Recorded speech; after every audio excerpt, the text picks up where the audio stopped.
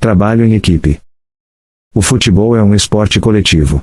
Não importa o quanto um jogador seja talentoso, ninguém conquista um campeonato sozinho. Sempre existem atletas que se destacam mais, como Romário em 1994 ou Messi em 2022, mas toda vitória depende do trabalho de toda a equipe.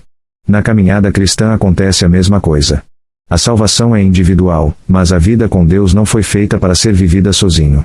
A Bíblia nos ensina que somos um corpo, e cada cristão possui uma função importante dentro dele. Quando caminhamos unidos, crescemos, amadurecemos e avançamos juntos.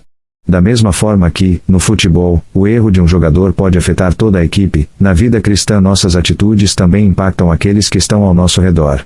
A Bíblia mostra isso na história de Acã, quando a desobediência de uma única pessoa trouxe consequências para todo Israel. Também precisamos lembrar que existem diferentes funções dentro do reino de Deus. Nem todos estarão na mesma posição, mas todos são importantes. Alguns aparecem mais, outros trabalham nos bastidores, mas a vitória pertence ao time inteiro. Por isso, não caminhe sozinho. Valorize seus irmãos, fortaleça aqueles que estão ao seu lado e siga em direção ao alvo junto com o corpo de Cristo. Revise o que você aprendeu respondendo ao quiz deste plano. Quiz Copa da Vida 3. É melhor haver 2 do que 1, porque 2 pessoas trabalhando juntas podem ganhar muito mais. Se uma delas cai, a outra a ajuda a se levantar. Mas se alguém está sozinho e cai, fica em má situação, porque não tem ninguém que o ajude a se levantar. Se faz frio, 2 podem dormir juntos e se esquentar, mas um sozinho, como é que vai se esquentar? 2 homens podem resistir a um ataque que derrotaria um deles se estivesse sozinho. Uma corda de 3 cordões é difícil de arrebentar. Um corpo e muitas partes. Cristo é como um corpo, o qual tem muitas partes, e todas as partes, mesmo sendo muitas, formam um só corpo. Assim também todos nós, judeus e não judeus, escravos e livres, fomos batizados pelo mesmo Espírito para formar um só corpo. E a todos nós foi dado de beber do mesmo Espírito.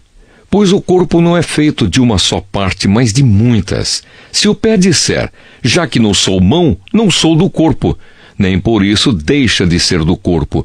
Se o ouvido disser, já que não sou olho, não sou do corpo, nem por isso deixa de ser do corpo. Se o corpo todo fosse olho, como poderíamos ouvir? E se o corpo todo fosse ouvido, como poderíamos cheirar? Assim Deus colocou cada parte diferente do corpo conforme Ele quis.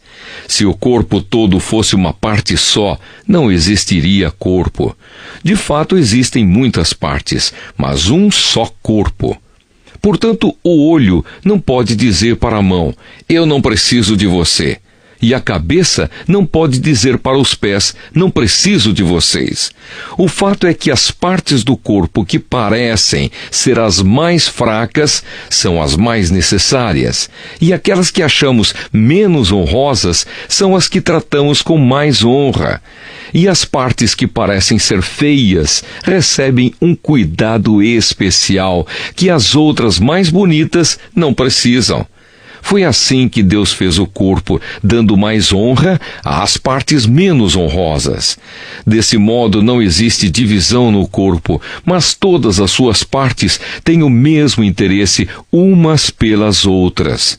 Se uma parte do corpo sofre, todas as outras sofrem com ela. Se uma é elogiada, todas as outras se alegram com ela. Deus havia ordenado ao povo de Israel que ninguém guardasse nada do que era para ser destruído, mas a ordem foi desobedecida. Acã escondeu algumas coisas e por isso o Senhor ficou muito irado com os israelitas. Acã era filho de Carmi, descendente de Zabdi e descendente de Zera, da tribo de Judá.